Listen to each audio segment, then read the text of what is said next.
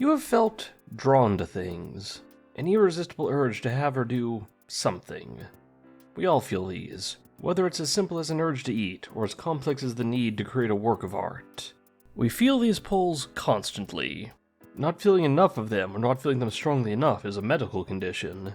If you didn't feel any, you wouldn't simply be functioning abnormally. You wouldn't be functioning at all. These feelings are, in a sense, the driving force of the soul. That is what we'll be looking at, what Carl Jung called psychic energy. When we don't have enough energy, we become apathetic. We zone out from life and just try to get along with minimal effort. We become cowardly and easily controlled. When we are filled with energy, we become passionate and driven. We can embrace life fully and act with courage and conviction. To both Persona and Jung, modern life has deprived us of this energy, and it's important that we find ways to restore it, for our own sake and those around us. This is an idea that can be looked at from many angles, and understood differently at each angle. We'll be looking at it from 3 angles: what it is, where it comes from, and how it behaves. And we'll be seeing how the game's presented from each of these different angles. In short, psychic energy is the energy that animates our minds. In the physical world, movement and change are driven by physical energy. In the mental world, they are driven by psychic energy. Our minds need energy to operate. Thinking is a process of constant change. We rearrange ideas in our head, pulling some out of memory and putting others in. We create new connections between ideas, we transform ideas, and we synthesize new ideas. All of this requires psychic energy. When we are lacking in psychic energy, these processes become difficult. We might have trouble holding on to ideas or calling forth memories, and our thinking could seem slow. If we were to lose too much energy, we no longer reach the threshold to be able to think at all. We would shut down, like a machine that has had its batteries removed. In Persona, psychic energy has one other important use. As I discussed in my Cognitive Realms video, the supernatural realms in the Persona games respond to human minds. But those changes require an act of will, meaning they also depend on psychic energy. More generally, we could say being able to summon a persona at all requires a great deal of psychic energy, and the stronger the persona, the more energy it requires. The game that deals most directly with psychic energy is Persona 2: Innocent Sin. The game calls it ideal energy, which relates to the game's themes, and our later topic of how psychic energy behaves. But for now it will do to say that ideal energy is psychic energy. In Innocent Sin, the Masked Circle is collecting ideal energy. The entire city of Sumeru has become a cognitive realm, which means if they can get enough psychic energy, they can change the city in whatever way they want. When a person has their ideal energy stolen away, they become a shadowman. In Japanese, that's Kage Ningen, a shadow person. Shadowmen are cut off from their source of new psychic energy, and slowly spin down over time as the energy left in their psyche is spent. Because Sumeru is a cognitive realm, for a person to exist in it, they need a certain degree of energy. Shadowmen are invisible to most people, and they enter a kind of depressed melancholy, where they say little and lose their interests. As this progresses, they shut down further and become unable to speak at all. Eventually, they reach the final stage and cease to exist entirely. So what is this source they become cut off from? That brings us to our second angle. Where does psychic energy come from? At the most basic level, psychic energy comes from our body. That's why when you're sick or hungry, you don't feel all there mentally. But assuming you have all the energy you need, how does it come into the psyche? That is mediated by our instincts. For Jung, psychic energy always comes from our instincts and pushes us toward their goals. He is not trying to simplify human motivations. Sigmund Freud tried to reduce human motivation to be in service of a small number of drives. Instead, Jung imagined that our instincts are far more expansive than we usually give them credit for. We have the instincts to eat and reproduce that we might normally think of. But play, art, science, religion. For Jung, our instincts pull us toward all of these things. Instincts are part of the collective unconscious, meaning that every one of us has basically the same set of instincts. The strength of each instinct and how exactly it manifests differs between us, though. For one person, the drive to make art can be so overwhelming that it becomes the focal point of their life and pulls at them constantly. For another person, while they have that art instinct, just a small expression can satisfy the instinct for a very long time. So instincts are the source of our psychic energy. Each instinct releases psychic energy that pushes us to satisfy that instinct. Compare this to the energy of gravity. Gravity is a force that constantly pulls us downward. But as we go down, moving in the direction gravity is pulling us, we go faster and faster. The gravitational energy becomes kinetic energy. If you've ever run downhill, you've felt the thrill of making that force work for you, and the joy of using it to exceed your limits. In the same way, we can imagine our instincts as a force like gravity. We are pulled toward them, and as we move toward their goals, we become infused with energy. We feel more alive, our focus sharpens, and our mind feels like it's moving faster. You've almost certainly felt this state before. It has been written about throughout human history. Ancient Taoism described a state called Wu Wei. This is a difficult concept to explain, with many interpretations by different authors. But for our purposes, it will do to translate it as effortless action. The rough idea is that by finding the natural flow of energy through the universe, the Tao, you can shape your actions to go with that flow. What this looks like is very individual. We each have our own unique nature, but we can find where the Tao is guiding us by allowing our actions to be spontaneous, arising naturally without our mind imposing expectations of what we should do. When you find your place within the Tao and act according to it, you become a part of that great flow. Your actions will feel effortless, and you'll be able to accomplish far more while feeling at peace. In ancient Norse religion, it's well known that the chief god was Odin. What's less well known is that Odin's name means something like the Frenzied One, or the Ecstatic One. As they saw it, when a person enters a frenzied state, they're being possessed by Odin, who is working some miracle through their mortal hands. This ranged from berserkers to the mad poet. This was how Odin was not only a god of wisdom, but of war and of art. Great acts in any field were the result of reaching this frenzied or ecstatic state, and allowing Odin to work his miracles through you. Friedrich Nietzsche seems to carry these Norse ideas forward in the state he calls Rausch, which can likewise mean frenzy or ecstasy. He describes Rausch as instilling a feeling of increased strength and fullness. He saw it as being brought about by the pursuit of passions and drives, and as being indispensable to the creation of any true art. Modern psychology calls this state flow, an idea largely pioneered by Mihai Csikszentmihalyi.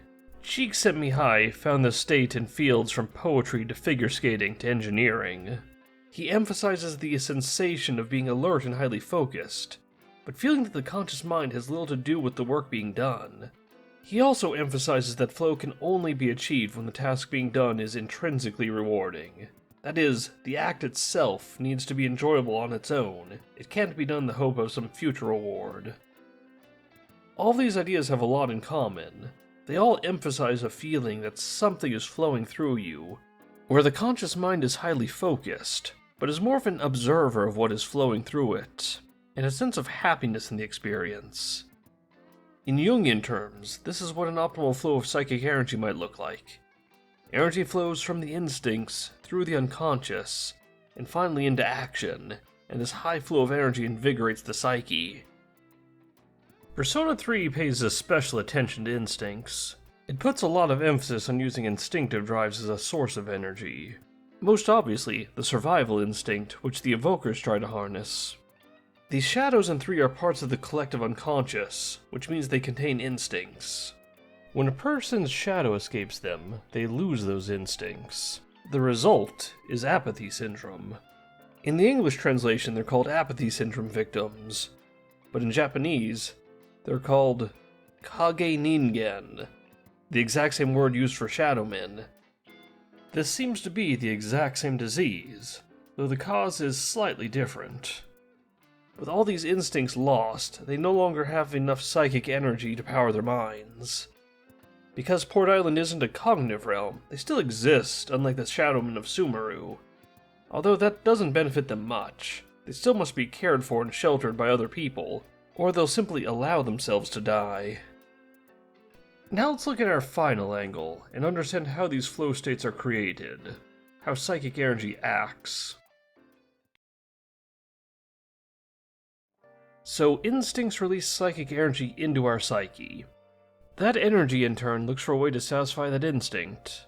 It does this by attaching to the contents of our mind, essentially ideas, and flowing between them, looking for the one closest to its goal.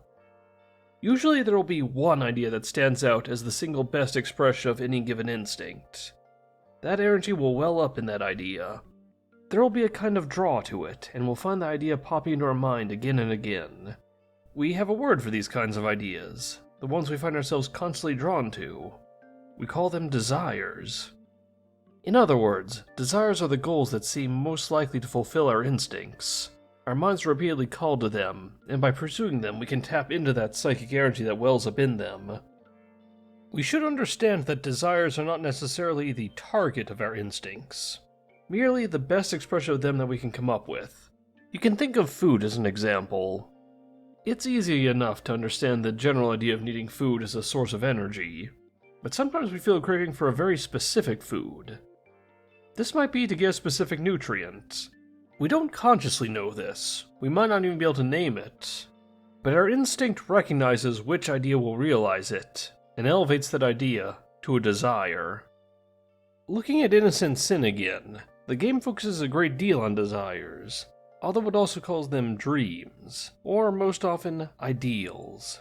Joker grants the wishes of anyone who calls him. If they tell him their desire, he changes reality to make it come true. If they hesitate, he steals their desires from them. This is a way to steal psychic energy. The Masked Circle wants to accumulate as much psychic energy as possible so they can use it to reshape the world. When Joker steals a person's desires, that doesn't stop the flow of energy from the instincts. It continues to well up in the desires, but now in Joker's hands rather than their proper owner. That is what causes the loss of energy that turns people into shadow men. But what if Joker grants their desires? In that case, wouldn't they keep the energy, while Joker had to spend some of his own to grant the wish? Yes, but in the long run the results are much the same.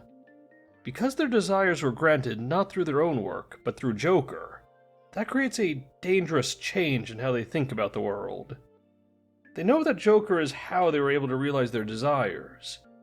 So in a sense, Joker still becomes the target of their psychic energy. They become members of the Masked Circle, bound to serve Joker, and Joker still remains free to reap their psychic energy for his own ends. There's one other game that focuses strongly on desires, Persona 5. While Innocent Sin focuses on why it's important to realize your desires for yourself, 5 focuses more on how desires drive us, and how that can be good or bad. If we erase a palace, there is no doubt that the person's distorted desires will be erased as well. But desires are what we all need in order to survive. The will to sleep, eat, fall in love, those sorts of things. What are you getting at? If all of those yearnings were to vanish, they'd be no different than someone who is shut down entirely. They may even die if they're not given proper care. Desires create a focal point for our psychic energy. All the little things we do every day are in pursuit of our desires. When you get out of bed in the morning, that takes some amount of will. That means it takes a bit of psychic energy. You get out of bed because there is something that you desire, and getting out of bed brings you a little bit closer. If we didn't have any desires, we wouldn't have the reason to get out of that bed, or to do anything else. Every party member awakens to their persona by embracing some desire, an ideal that they had become afraid to pursue. Was your previous decision a mistake then? Very well. I have heeded your resolve.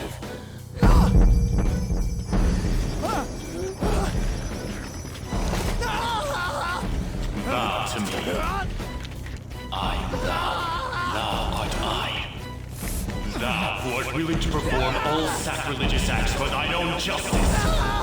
Call upon thy name and release thy rage. Show the strength of thy will to ascertain all on thine own, though thou be chained to hell itself. By accepting these desires and chasing them, they gain access to the energy of that desire, and thus the strength to summon a persona. In order to find the strength to do good in the world, we need to embrace our desires. If a person does not embrace their desires, then instead those desires can be held by their shadow. When a shadow is killed, that desire is lost. It's not clear what precisely happens here. I don't think the desires are erased exactly. If that were the case, then their instincts would likely find a new desire to empower.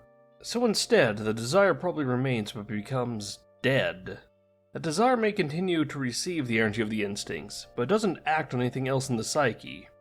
As a result, the victims have a mental shutdown. They no longer have the energy to run their mental functions. Persona 5 also focuses on the dark side of desires. The primary villains, as well as various shadows and mementos, fall victim to what the game calls distorted desires. That means while desires themselves are good, if they become distorted, they can become a problem. Our next video will focus on what can cause this kind of distortion. This is also the phenomenon behind shadows and personas. We'll be discussing the many and varied selves you harbor within you. I'll see you guys next time.